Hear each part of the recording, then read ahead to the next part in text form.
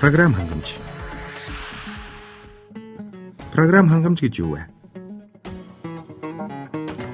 Програм хангамж нь компьютерийн үйл ажиллагааны удирдлага програмыг зохицох юм аа. Програм хангамж нь техник хангамжиндаа хизээ ямар даалгавар гүйцэтгэхийг хэлж өгдөг гэж ойлгох хэрэгтэй. Компьютероор хийдэг бүхнийг програм хангамжгүй бол биелүүлж чадахгүй.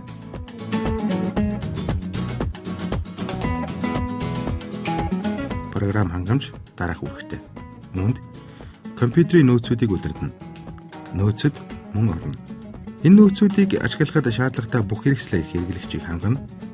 Хэрэглэгч та хадгалж байгаа мэдээллийн хооронд зурчлагчийн үүрэг гүйцэтгэнэ.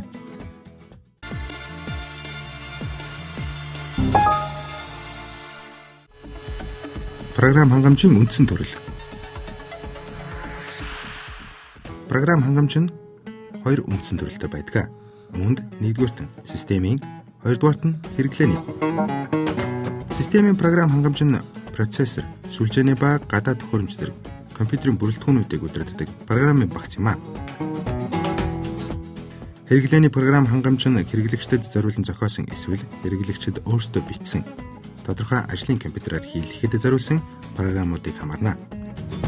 Захиалга хүлээн авах ба боловсруулах програмууд нь хэрэглээний програм хангамжийн жишээ юм. Өнөөгийн програмууд нь хүнд хэрэгтэй байхаас гадна үйлдлийн системийг нь эвдэх зорилготойгоор хийгдэж байдаг. Ийм програмууд нь хувь хүний мэдээлэлд хандахад хэрэглэж болно. Хоёр төрлийн програм хангамж хоорондоо харилцсан холбоотой. Системийн програм хангамж нь компьютерийн техник төхөөрөмж рүү хандлтыг ганган өгч удирддаг. Харин хэрэглээний програм хангамж нь системийн програм хангамжаар дамжин техник төхөөрөмжтэй харилцан ажиллана.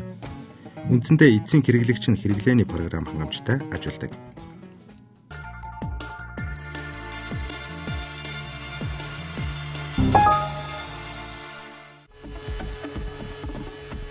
Компьютерийн вирус. Вирус бол програм бичигчийн гараар зохион бүтээгдсэн хорлол сүйтгэгч нэг төрлийн програм билээ. Вирусыг яах гэж зохион бүтээдэг вэ? Вирус хийх нь бусдаас өгөгдөл мэдээлэл улгааж авах, үйл ажиллагааг зогсоох, дүүгээр цаг хугацаа хожих, хүмүүсд танигдах нэр хүнд олж авах. Түүнийг устгах, анти хийснээр бусдад хийсэн антивирусыг зарж мөнгө олох боломжтой болдог. Вирусын хор хөнөөл. Вирус болон хоорондоо харилцан адилгүй. Мөн түнчлэн тэд ямар ч аргаар халдаж, файлын нэрийг өөрчлөхөөс эхлээд компьютерийн үйлдлийн системийг ашиглахгүй болох процесс доторх эд ангийг ашиглалтаас гаргах хүртэл чадaltaй.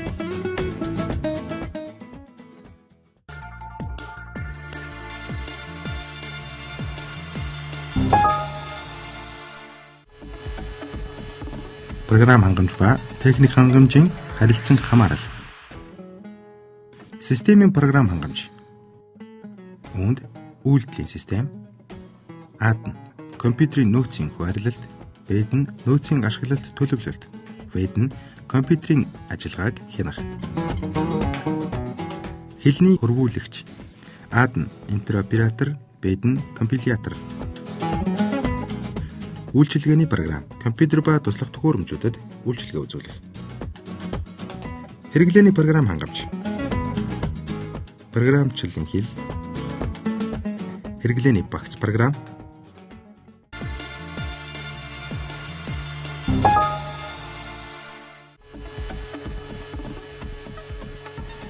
Системийн програм хангамж. Системийн програм хангамж нь компьютерийн янз бүрийн бүрэлдэхүүнүүдийн ажлыг зохицуулах бөгөөд хэрэглээний програм хангамж, техник төхөөрөмжүүдийн хооронд жуулчлалын үүрэг гүйцэтгэнэ. Компьютерийн ажлыг удирддаг системийн програм хангамжийн үйлдлийн систем гэж нэрлэж болно.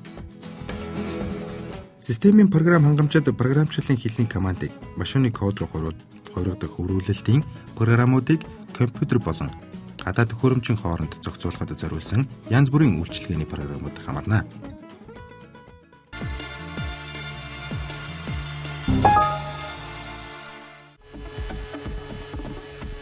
Үйлдлийн системийн гүйцэтгэх үүрэг.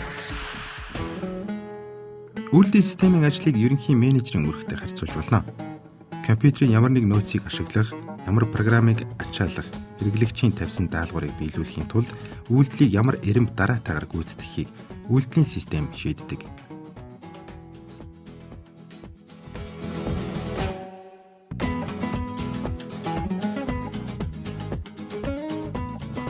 Персонал компьютерт зориулсан төрөл бүрийн үйлдлийн систем байдаг. Intel компани процессор. Intel компани процессортой компьютерт Windows, Apple компани Macintosh компьютерт ашигладаг Macintosh үйлдлийн систем гэх мэт үйлдлийн систем нь хамгийн өргөн ашигладаг алдартай үйлдлийн систем юм а.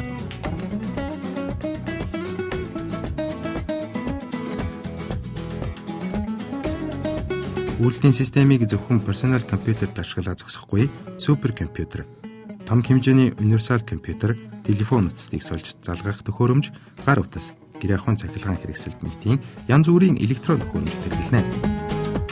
Үйлдлийн систем техник хангамжийн хөгжлийг дагаж хөгждөг.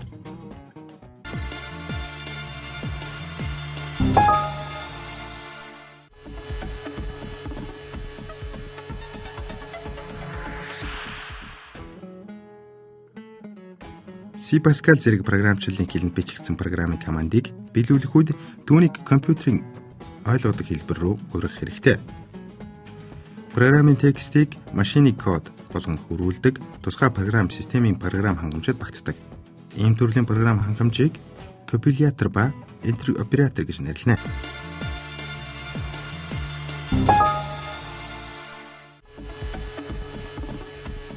Үйлчилгээний програм гэж юу вэ? Үйлдлийн систем нь хэрэглэгчийн нийтлэг ашиглахад тохиромжтой программыг анханаас нь агуулж байдаг. Ийм программыг үйлчилгээний програм гэдэг.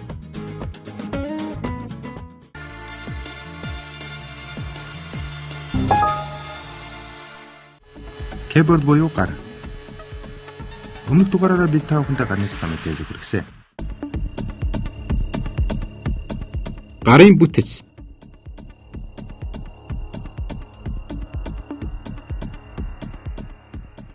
Гарын товч дээр дарахад мэдэрч тэмдэглэн авч компьютерт гаднаас мэдээлэл оруулдаг төхөөрөмж, гар нь бичгийн машинтай адил боловч хэд хэдэн илүү товчтой. Товчнуудыг үсгэн бичгийн машины зориулалттай товч,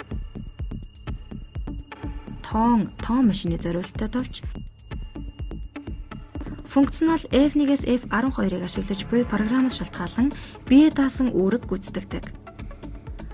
Хос гормын Alt, Ctrl ямар нэг товчтой хамт дарагдж байж үүрэг гүйцэтгэдэг байна. Тусгай зориулалтын Enter, Caps Lock, Escape, Insert, Delete, Page Down, Page Up, Print Screen, Tab, Backspace гэж 5 хуваадаг байна.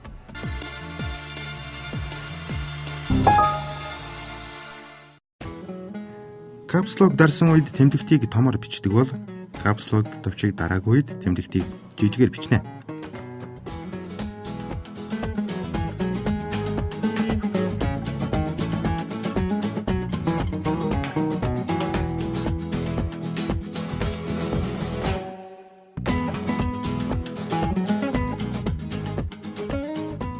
Shift товчийг дарсан үед тэмдэгтийг томоор, дараагүй үед тэмдэгтийг жижигээр бичнэ. Shift нь Caps Lock-оос ялгаатай нь тэмдэгтээ давхар дарж бичнэ.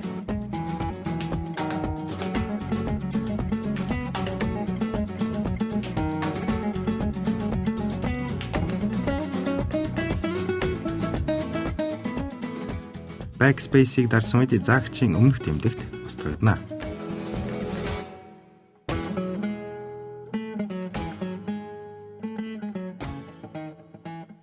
Delete товчийг дарсан үед заагчийн дараагийн тэмдэгт устгагдана.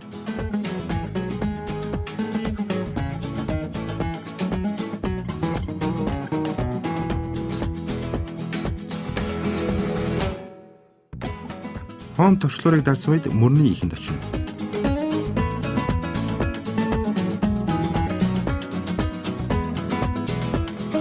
End тэмдэгтийг дарсан үед мөрний төгсгөл очино. Курсороор удирдах товчнууд. Дээш, доош, баруун тийш, зүүн тийш.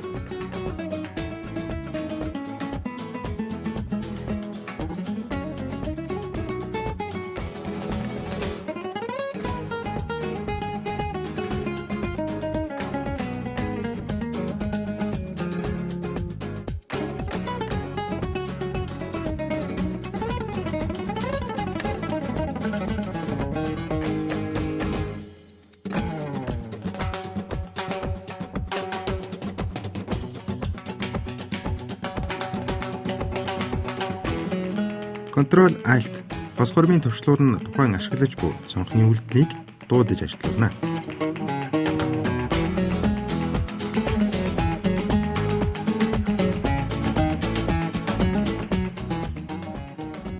Тав товч нь доголмор үүсгэх, мөн нэг хавцанд байгаа файлуудыг хооронд шилжүүлэх зорилтоор ашиглана.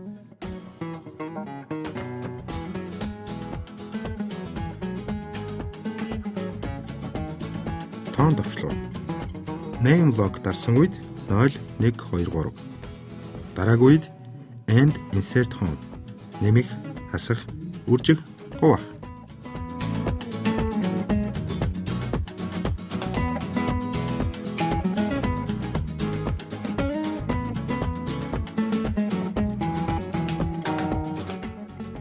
Insert товчийг дарсан үед тэмдэгт голоороо, дараагийн үед тэмдэгт хуваагдахгүй.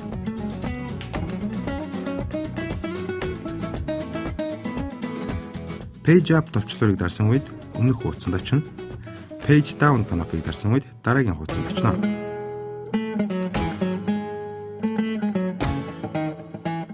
F1-ээс F12 хүртэлх товчийг дарах үед програмаас хамаарна.